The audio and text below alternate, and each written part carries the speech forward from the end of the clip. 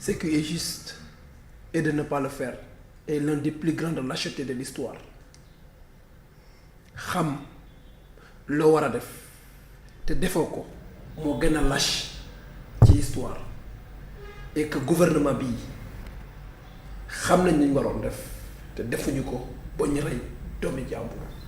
jàmbur bi nag dafa dul seen doom. du doomu Ousmane Sonko du doomi Diomaye du doomu Bamba comment dirais-je Bamba Picci du doomi madame Bangladesh de seen doom su nekkoon seen doom il allait avoir le minimum de scrupule de venir faire face à la télé au feu de la télévision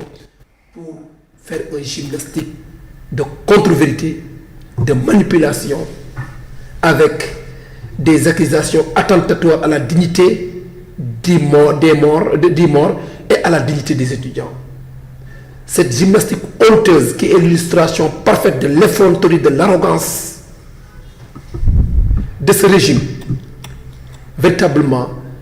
nécessite un diagnostic approfondi de la population afin qu'il puisse prendre les responsables face à notre système économique qui est à l'agonie. Li ñu wax de la tête jusqu'au plus bas de l'échelle de Pastef lépp du dara amu ci lépp c'est un chapelet de mensonges qu'ils étaient en train d'égrener hier. Lu ñu wax dara amu ci c'est archi faux. Premièrement ñoom ñoo xam manipulation. ñoom Ousmane Sonko moo doon wax xale yi ne jóg leen xeexal ma. Sweet Beauté problème bi bu mu explosé du problème bi bourse de problème Sweet Beauté la moom ak Adji Sarr problème boobu noonu. moom la wooy xale yi ne kaay leen xaru kaay leen reyante ndéeg man pour man. lii nag ñii seen problème rappel la ku wax ne du problème bi bourse waxoo dëgg problème rappel problème bourse la. parce que ay cumul de mois la yoo xamante ne fayuñ ko étudiants yi ñu waroon koo fay. ñoom nee nañu yoreeluñu étudiants yi dërëm. c'est archi faux waxu dëgg. C'est archi faux waxu dëgg il raconte des contre-vérités ku wax ci biir gouvernement bi ne lu ñu étudiants yi du wax bourse waxoo dëgg je défie quiconque ñun dañu fa am ay rakk am fa ay jërbaat am fa ay mbokk yoo xamante ne jotuñu seen rappel nag cumul de bourse la rappel ay mois yoo xamante ne yu ñu war a ko fay bourse fayuñu leen ko ñu dajale ko ñàkk koo fay loolu am Daouda Ngom amal le minimum de scrupule amal gàcce ak looy ruuse sa bopp ak looy ruuse sa njaboot ak looy ruuse Sénégalais ak looy ruuse kilifa diine toog devant tout le monde ngay wax loo xamante ne leer na la ne dans ton subconscient li ngay wax ni du dëgg amul c'est faux c'est des manipulations da ngeen di manipuler te cette manipulation bi du jàll parce que li ngeen wax dara amu ci c'est archi faux c'est des contre-vérités c'est des mensonges amul bourse yi fayal leen ko ñun suñuy doom suñuy jërbaat suñuy xarit suñuy rakk ñoo nekk ci université di jàng am ay problème bourse fayal leen seeni rappel ñu ñuy ñaan ay njëg ticket donc tey mën nañ toog fii di yàq deri étudiants yi di leen di sosal di leen di waxal loo amante ne dara amu ci yàgg ngeen sosal ay nit le Sénégalais yàgg nañu xam ne yéen ay soskat ngeen ay yàqkat der ngeen ay yàqkat der ngeen non seulement mais ay saltelkat doomi aadama ngeen dërig doomi aadama mais étudiants yi mënuñ leen saltel mënu leen yàq seen der ñu ngeen toogee ne ay politiciens ñoo nekk seen ginnaaw mais c'est pas vrai waxu leen dëgg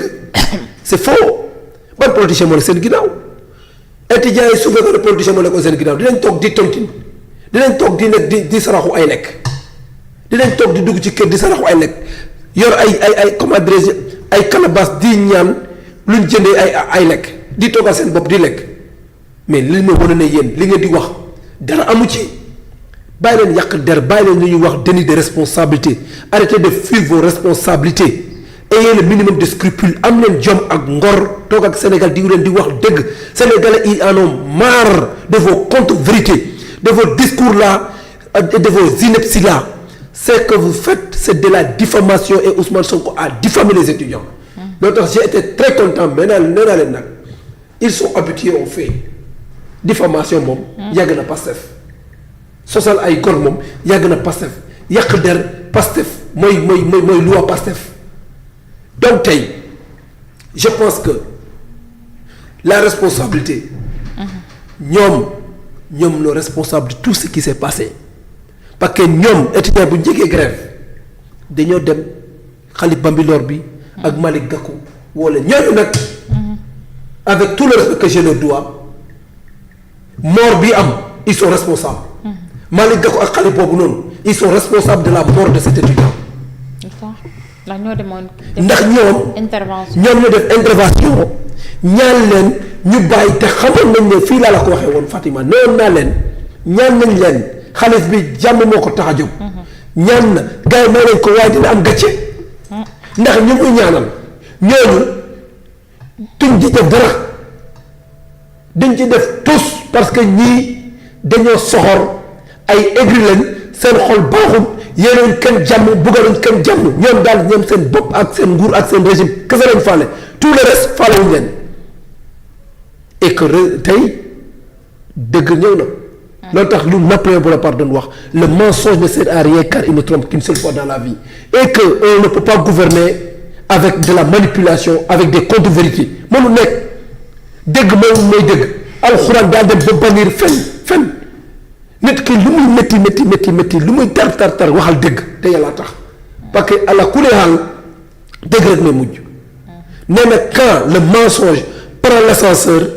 la vérité prend les escaliers et il finira toujours pour la décimer loolu nag mooy am li am ni mooy ne état bi dafa nekk en faillite ils ont failli sur tous les plans professeurs yi jàngalatuñu élèves yi jàngatuñu médecins yi ñu ngi grève étudiants yi ñu ngi nii mënuñu leen nag toog ngeen am ay caisse noire xaw ma ay fonds commun yi nekk fii di jaabajonge impôt dem ak ministre des finances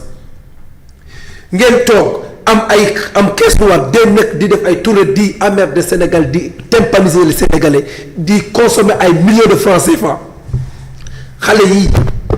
ngeen waroon wàññi au moins salaire député waroon ma am scrupule wàññi salaire ministre wala wàññi salaire DG yi defu leen ko ngeen di xool fi ngeen di tiqee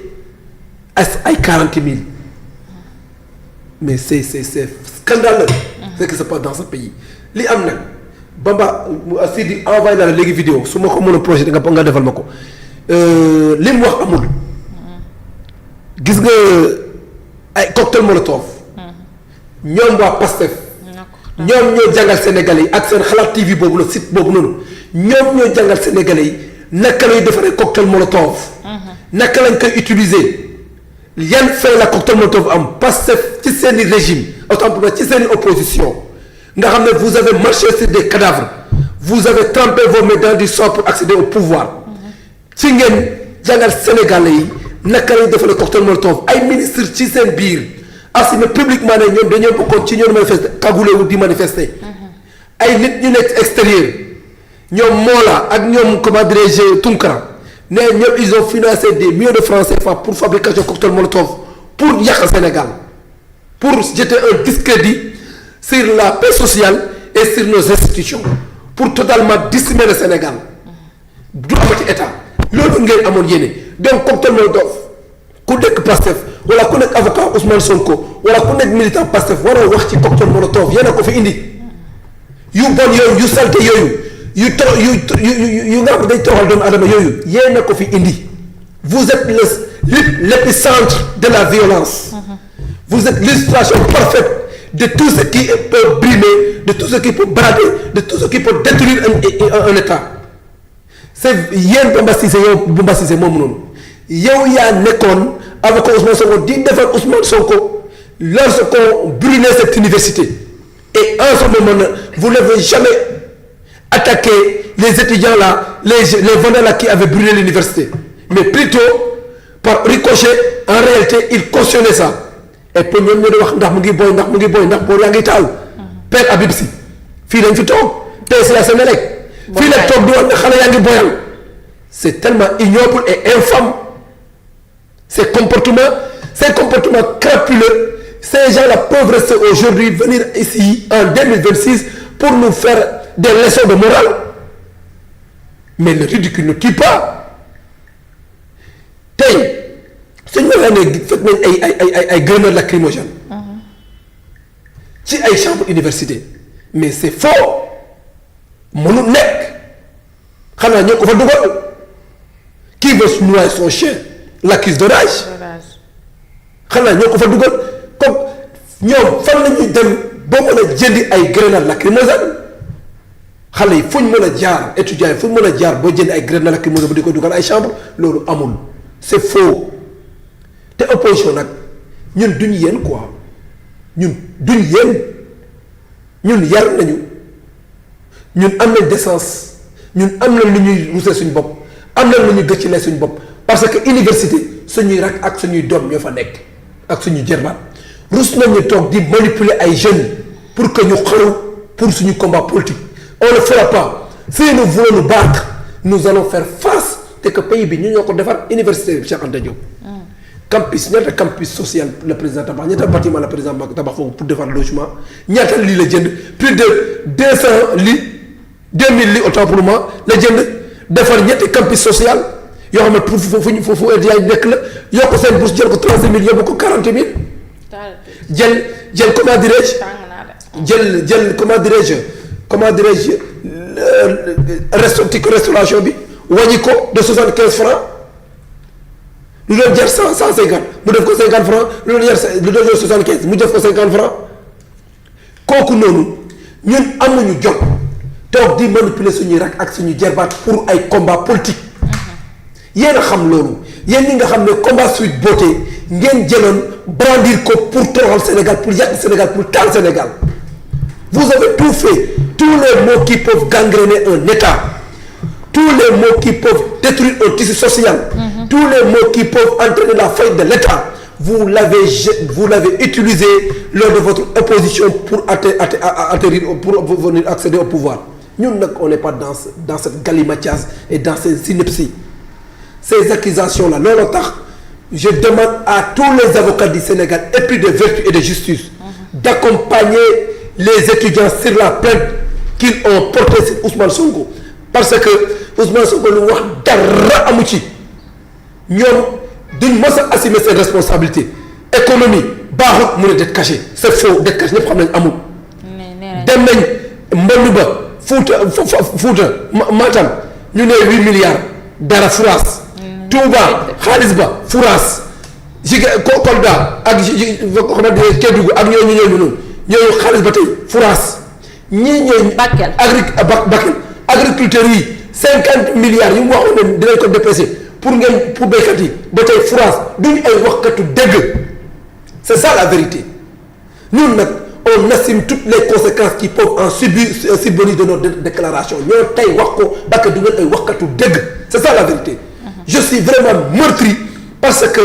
Abdoulaye Ba je le prends comme mon enfant ou bien mon neveu ou bien mon petit frère Fatima c'est tellement mal de perdre un parent c'est tellement mal c'est parce que c'est pas Mohamed Sonko c'est parce que c'est pas un fils de Waly Diouf Bodiang c'est parce que c'est pas un fils de Fadilou Keita c'est parce que n'est pas un fils de Bamba Cissé pour encore une fois de plus jeter un discrédit sur la mémoire de cet enfant qui est mort sur la mémoire de ses blessés et sur la mémoire de ses étudiants mais les étudiants ont la dignité de réclamer leur dû mais Ousmane Sonko lorsqu'il réclamait justice alors qu'en réalité il avait fauté d'aller à Sweet Beauté sans autorisation lors des moments les plus le Sénégal traversait un désastre sanitaire mu bàyyi ko ne dem foofu noonu après ñëw ne nañ ko xeexal ñi réclamer seeni bourse ñu ñëw di ñu tympaniser sur des choses yoo xamante ne tout le monde sait que c'est un conglomérat de kakistocrates et d'ineptocrates qui sont à la limite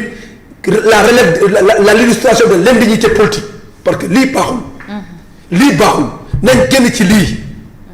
ils ne peuvent pas accuser l'opposition ça ne peut pas être et nous l'accepterons pas mënul nekk. est-ce que du opposition Sénégal dañu habitué wu des faits. ñoom ñoo xam loolu ku ñu xam ñun amoon nañ opposition mos nañ opposé wu.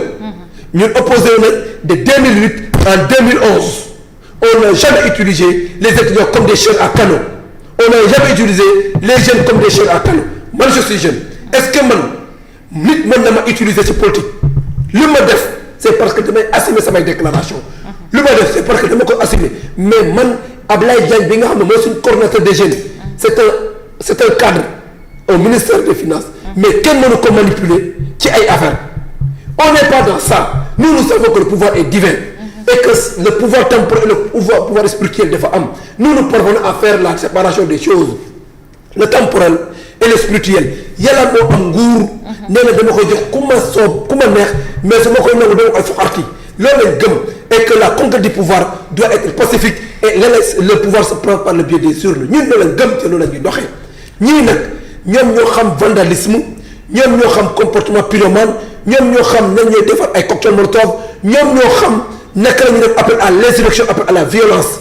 et ñoom ñoo xam ay invectives arrogance jeter anathème saltel ay góor ñoom ñoo ko xam nañu may jàmm te assumer seeni responsabilité demu étudiants yi ku ko gis de 8h à 13h ils n'ont pas fait de parce que journée kii lañ journée morte lañ defoon toog di célébrer la mémoire de leurs frères qui sont tombés dans les universités defuñu dara toog jàpp seen njàmbur mais gars yi ñoo dem di leen di provoquer fekk ay fekk na ci ay seeni chambre booy bi dee manifesté wul booy bi dee manifesté wul nekk ci chambre am parce que xam na ne moom relève la soutien de famille la moom moo war a gérer ay yaayam bi nga xam day jaay fondé di jaay ay mad di jaay di jaayantu am petit commerce kooku noonu franchement c'est pathétique. fils unique teg ci yaayam dinatul ak boppam yaayam nekk di croiser la fraîcheur de matinale di croiser toutes les intempéries pour venir à bout et aux besoins de ses enfants mu am ñaari doom kii nekk am oto mu am benn doom muy kii mais yàqal ngeen aduna yaayu jàmbur yàqal ngeen ko nii ci ay questions yoo xamante ne vous êtes les fautifs parce que en réalité su ngeen fayoon rappel yi lii di fi yegg si mais nag c'est pourquoi je lance un appel solennel à tous les parents d'élèves et des parents des étudiants de se départir de ce régime de Pastef 2029 soreetul ñun duñ def appel à l'insurrection duñ def appel à un mortel combat duñ def appel à un cooki feeñ nous sommes des républicains waaye ñu ngi leen di dal 2029 bii di ñëw nii ñii dem nañ ci urne yi le plus vite possible balaa 10 heures carte yi leer ñu dem abal ñu parce que ñi baaxuñ ci réew. Très bien, merci beaucoup Samba.